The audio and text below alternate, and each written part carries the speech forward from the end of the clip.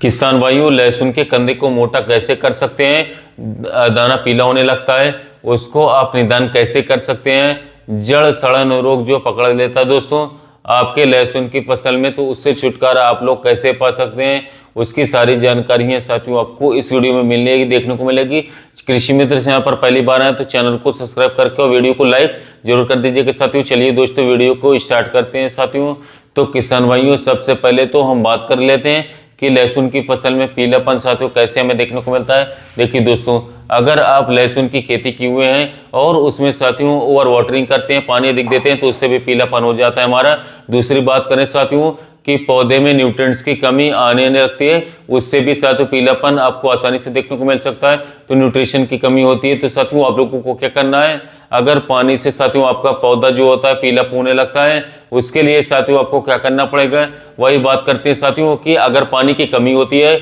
देखते होंगे कि बहुत सारे किसान भाई जो ऐसे होते हैं जिनके खेतों में साथियों पानी की कमी बिल्कुल भी नहीं होती, फिर भी साथियों उसमें पानी दे रहे होते हैं। ऐसे में साथियों ये होता है कि ओवर वाटरिंग के कारण भी साथियों उसमें अधिक पानी देने के कारण भी उसमें जो नमी साथियों वो हमेशा बनी रहती है, जिसके कारण साथियों पत्ते पीले होने लगते हैं। और इसके साथ साथ जड़ जो होती है साथियों वो भी धीरे धीरे दोस्तों सड़न रोग जो होता है साथियों उसमें पकड़ने का ज़्यादा खतरा बना रहता है, क्योंकि उसमें जो है आगे चल करके फंगस लग जाती है, जिसके कारण उसका जो है पीलापन जो होता है ऊपर से दिखेगा साथियों, और पीलेपन के अलावा नीचे से जड़ सड़न रोग पकड़ लेता है। उससे बचने के लिए साथियों आप लोगों को करना क्या है कि सबसे पहले दोस्तों ये देखें कि आपके खेतों में पानी की आवश्यकता है, तभी साथियों आप पानी दें। अगर पानी की आवश्यकता नहीं है होती है दोस्तों, तो ऐसी स्थिति में साथियों आप उसकी निराई गुड़ाई करें, बहुत ही सही रहेगा। निराई गुड़ाई जो होता है किसान साथियों वो आप खुद से भी या फिर मजदूर लगा करके, लेबर लगा करके, जो खुरपी होती है साथियों उसके सारे करवा सकते हैं, बेस्ट रिजल्ट रहेगा। उस वही बात करते हैं, जब निराई गुड़ाई होने लगता है दोस्तों, तो साथियों जो ऑक्सीजन हमारा होता है साथियों जो घोल लहसुन के जड़ के द्वारा साथियों मिलने लगता है, जहां तक साथियों उसका जो रूट गया होता है उसमें हवा लगता है साथियों, और उसके पत्ते के द्वारा साथियों प्रकाश संश्लेषण का जो प्रक्रिया है साथियों होने लगता है, चालू जाता है, जिसके कारण हम देखेंगे साथियों कि मिट्टी उसमें सूखने लगती है और धीरे धीरे साथियों जो उसका विकास होता है साथियों वो भी हो रहा होता है। और ऐसी स्थिति में साथियों देखेंगे कि अगर नमी के कमी की वजह से साथियों पीलापन हो रहा होता है, तो साथियों वो हरापन होने लगता है। ऐसे करके साथियों पूरे खेतों का साथियों निराई गुड़ाई करके साथियों, और जब तैयार होता है साथियों तो कुछ दिनों के बाद उसमें हल्के पानी दें, और अगर हल्के पानी की जरूरत है तो जब पानी की जरूरत होगी तभी आप हल्का पानी देकर के साथियों 1 एकड़ खेत है साथियों तो उसमें 10 किलोग्राम यूरिया देकर के साथियों आप छोड़वा दें। साथियों 10 दिन के बाद देखेंगे जो आपका लहसुन का प्लांट होता है, पौधा होता है, वो हरा भरा साथियों हो रहा होता है। अब हम बात कर लेते हैं दोस्तों कि जड़ सड़न रोग जो हमारा पकड़ लेता है साथियों, तो उसमें हमको क्या करना होता है, पीलापन पड़ने लगता है, तो उसके लिए जो होता है साथियों बायोस्टेन जो आता है धानुका कंपनी के साथियों, उसका जो है साथियों 2 ग्राम प्रति लीटर के हिसाब से साथियों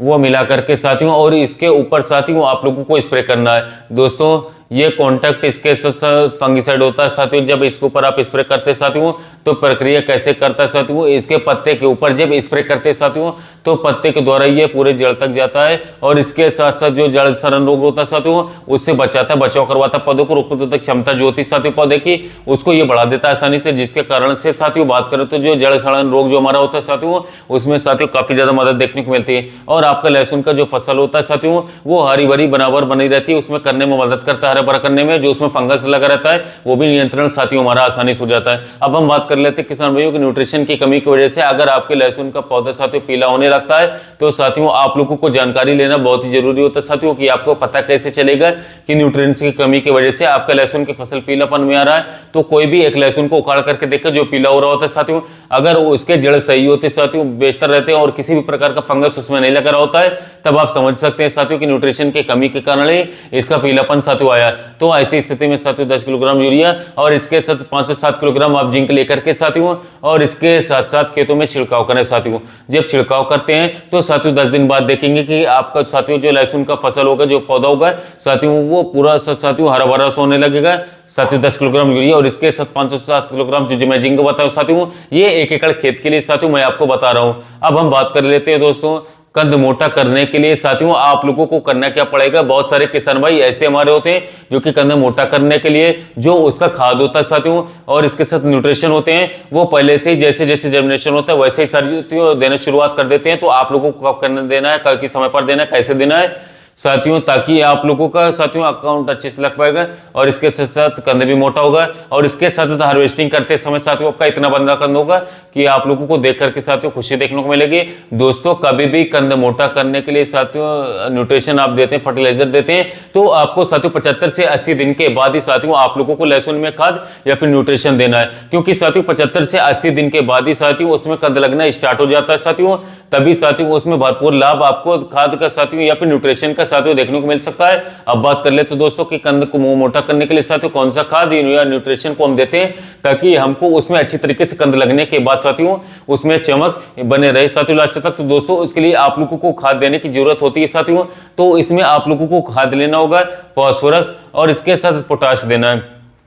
तो साथियों फास्फोरस और पोटाश के लिए आप डीएपी भी दे सकते हैं या फिर पोटाश दे सकते हैं, लेकिन डीएपी में नाइट्रोजन भी होता है। तो साथियों आपको कम खर्चे में साथियों, जैसे कि नाइट्रोजन के लिए आप पहले यूरिया दिए रहते हैं तो उससे नाइट्रोजन मिल गया होता है साथियों, तो सिर्फ और सिर्फ इसमें फास्फोरस और पोटाश देखना है। तो साथियों उसके लिए बहुत सारे साथियों अच्छा खाद है और बेस्ट है साथियों NPK 05234 लास्ट समय में काफी किसान भाई उपयोग करते हैं। ये जो होता है दोस्तों आपको कितना मात्रा रखना है, 5 ग्राम साथियों खाद लेकर के साथियों घुलनशील होता है और 1 लीटर पानी के दर से साथियों उसमें घोल बना करके साथियों आप इसके ऊपर स्प्रे साथियों कर सकते हैं, कोई दिक्कत की बात नहीं। फास्फोरस जो हमारा होता है जड़ को मजबूत करने में साथियों सहायता प्रदान करवाता है और इसके साथ जो जड़ें होती है साथियों उसका साथियों जो नीचे का गांठ होता है साथियों उसका कंद होता है साथियों उसको मजबूत करवाता है और इसके साथ पोटाश जो होता है साथियों उसको चमक हमारा देता है